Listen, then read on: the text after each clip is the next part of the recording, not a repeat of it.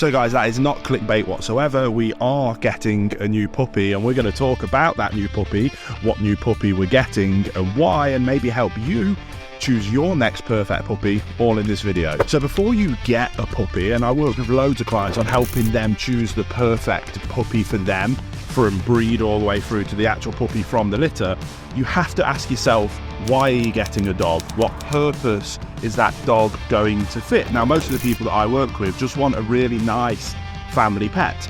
Now, when I ask myself that question of going through this process of bringing a new dog into our life, it's a little bit more complicated.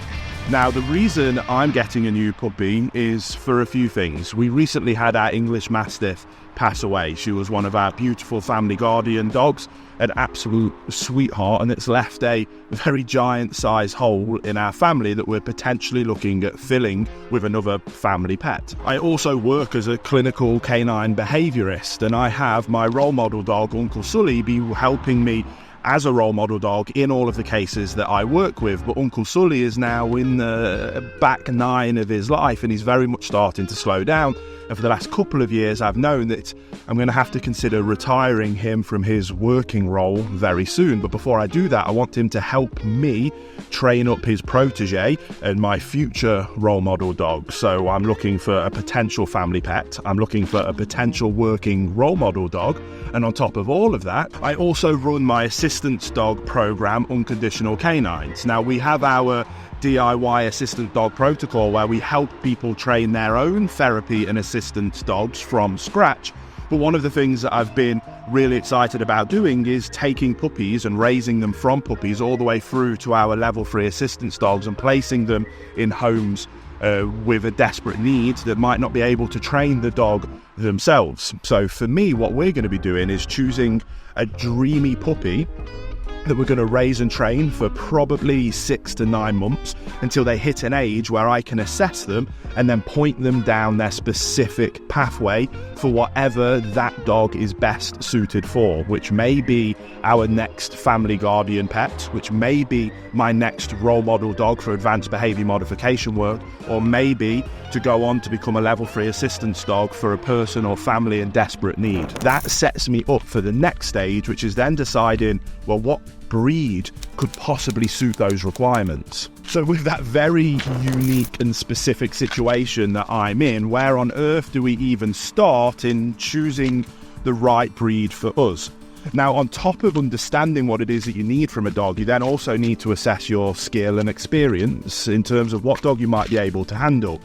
Now, in my position as a behaviourist, there aren't many dogs that I don't have the skill or experience to be able to handle. Probably none, in fact. Maybe wolf hybrids might be a mistake. Anything below that, I would feel more than comfortable in being able to train and handle kind of skill and experience and leadership wise. So that kind of comes off the table as a concern for me. We need to focus on the need, but there's also a personal thing that has always been the case for me. With my personal dogs, I went from a bull mastiff to a Labrador to a Connie Corso to a Mastiff mix to an English Mastiff to now the position that I'm in now. I have never had the same breed twice because for me, I've never been a big fan on wanting to replace a dog. I've always kind of let them have that place in our life and in our kind of hearts and in our memories, and then moved on to allow this dog to be themselves and craft out their new space. Just one of the potentially weird things that I do. So if I was going to replace Uncle Sully, I probably wouldn't want to do it with a Labrador because I wouldn't want it to feel like I'm just trying to straight replace him. But Labradors were absolutely right at the top of my list, and I probably will have a Labrador at some point again in the future. But I will only get a Labrador from John from Skene Park Gun Dogs up in Scotland. He's not having a litter anytime soon. And again, I don't really want to replace Uncle Sully as a role model dog with another Labrador. So at that point, that might be when I start wanting to take gun dog training to a higher level, would be when I get another Labrador. So I kind of parked the Labrador for now.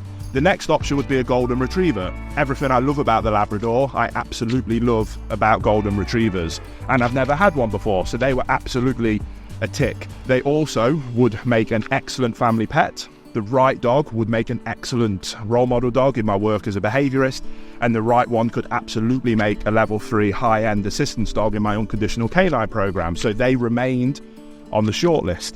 The next breed is a Cane Corso. Absolutely could be a perfect fit for a family pet. Absolutely could make a wonderful role model dog in my work as a behaviourist. It would take a very specific Corso to be able to become a level 3 assistance dog, but I do believe the right one with my training could absolutely make it.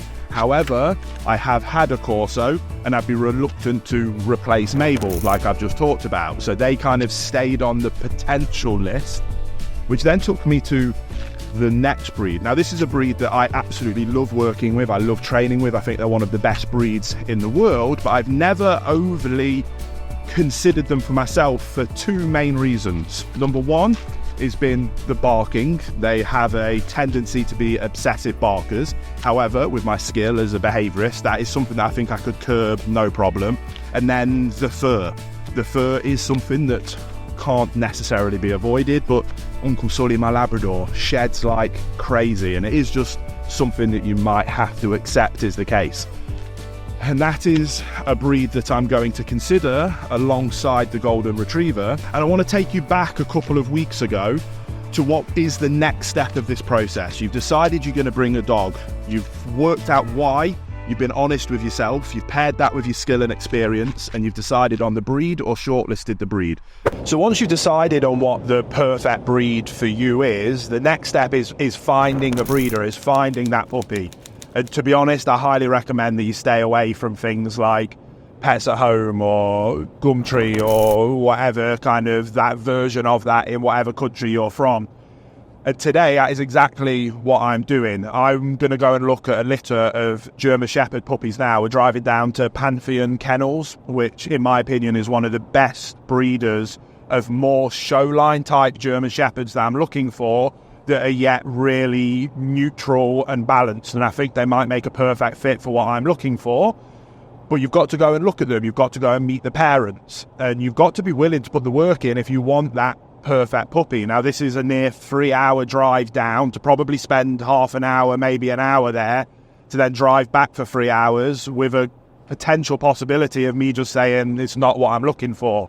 But again, with you bringing a dog into your life that's going to be living with you for 12 plus years potentially, so putting the groundwork in at this stage is just stacking the deck in your favour as much as possible. So when we get down there, we're going to meet Mum, we're going to meet Dad. I believe the puppies are nearly 4 weeks old, so it's probably a little bit too early to really start to kind of temperament assess the puppies and maybe start working out what puppy might be a great fit. But we get to kind of chat with the breeder more, talk about what it is that I'm looking for in more detail. And when you work with a really good breeder like Pantheon Kennels, it should be a kind of a mutual situation. You should be working together, explaining what it is that you're looking for, which if you've done what we've just talked about in terms of really understanding what is it that you want from a dog, you then find a really good breeder, you explain that to them, you then can try and find that right puppy that pairs with your desires and your expectations as well as possible. So, like I say, it's never exactly a bad day to hang out with a litter of 4-week-old puppies and get to see all the dogs at Pantheon are awesome, so we're definitely going to have a fun time down there. But this is very much something that you should take seriously and you should commit to. The problem is that when you see a litter of 4-week-old puppies, it's very, very hard to drive away and make that difficult decision to say that it's not right for you. But you have to go in willing to do that, which is exactly what we're going to be willing to do. So, yeah, we're going to have some fun, we're going to meet some puppies.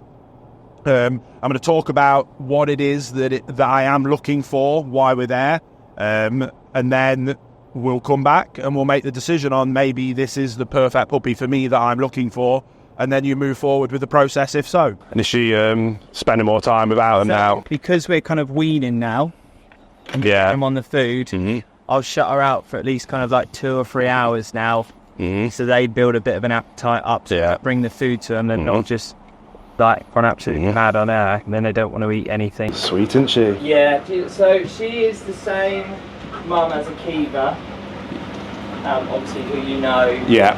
So, and it's the same dad, so the litter will be very similar to a Kiva sort of thing. And Dad's yours, isn't he? That's mine, yeah. Yeah. Is he here? Yeah. Oh, lovely to meet him as well. When do you start kind of getting their personalities through? Now. Yeah. Now. I mean, like, they're a bit more confident on their feet. Their eyes, like, they've not been seeing for that long, they've not been hearing for that long, so everything is relatively new. I mean, that's the first time that they've walked on a vinyl floor today. Oh yeah, is that right? Look at you. I'm confident. Hey, is that you? I'm talking about you.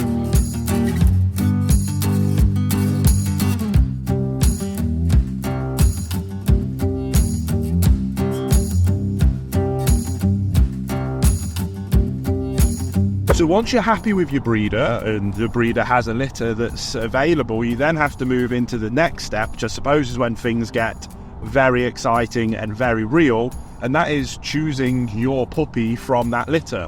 Now, I have made the decision that I am almost certainly going to have a puppy from this litter from Pantheon Kennels, and that is exactly what we're doing today. The puppies are just over 6 weeks old, so they're a good age now to start thinking about choosing the perfect puppy. Now, when you find a good breeder, one of the beautiful things is that you can work closely with them. I've explained to the breeder exactly what it is that I'm looking for, and they're going to be helping me choose the perfect puppy out of that litter. Because obviously when I go, even though we're going to try and spend a couple of hours with them today to choose the perfect puppy for me, they might be tired, they might be having a slow day, one of them might be having a very excitable day, whereas the breeder's with them all day, every day, so they can get a really good idea of what they are. So we're doing another 3-hour drive down for another 3-hour drive back, just to spend a couple of hours. But again, you've got to put the work in if you want to set you and your future dog up for the most amount of success possible. So potentially by the end of today, we will have chosen our new puppy. I like this boy here the most at the minute for you. Yeah. Which is Mr. Green Collar. He's just kind of like super respectable of all the other puppies, and he's quite happy to investigate, but at the same time he's quite happy to just kind of like just sit back, see what's happening in front of him, and then he'll go in, you know. So not like nervy at all. Not nervy, no. And this is what I'm saying, like, he's the one that kind of like sits back, works it out, and then he kind of like goes, oh, okay, I can go and explore now, sort of thing, you know. Like, he doesn't sit back kind of like nervy. The blue collar's probably a bit too chilled. Okay. Do you know what I mean? Like, honestly, you just sleep. What I used to. But at the minute, just kind of from what I'm seeing, like, he has the one that I would like. Yeah. If I was to choose him for me. Yeah. Do you know what I mean? But we can get him out and you can have a play with him. It's a bit damp, but... Oh, mate. What do you reckon? Yeah. Well, that's it. They've been out all day. Like, it's only been spitting. Do you know what I mean? So... Very chill, isn't he? What do you reckon, mate? They have all just eaten, so normally what they do is eat, and then there's a big crash. The nice snooze. Yeah. So after a very long day in the car, we are finally back. And you'll have to excuse the lighting because it is very late at night. But we are very excited to say that we have made a decision and we are bringing one of those puppies into our life. It is going to be the boy with the green collar. Between working with Ben the breeder, we have been able to highlight that he is perfect for what we need, and having spent a couple of hours with them this afternoon and seeing them in a multiple different kind of scenarios and situations, I wholeheartedly agree that I think we have found the perfect fit for what I'm looking for. So Green Collar is going to be joining us. We do have a name for Green Collar, but I'm not going to give that away yet. You're going to have to join us for future videos because we will be documenting his progress of me raising and training him, and to whether he becomes our next family guardian pet, whether he becomes a high-level assistance dog or a high-level role model dog within my work as a behaviorist. You're going to be able to come along and experience that journey. So thanks so much for watching. Subscribe if you are new here. I hope you learned from my experience and my journey, and we're going to continue doing that. And we'll see you very soon on the next video.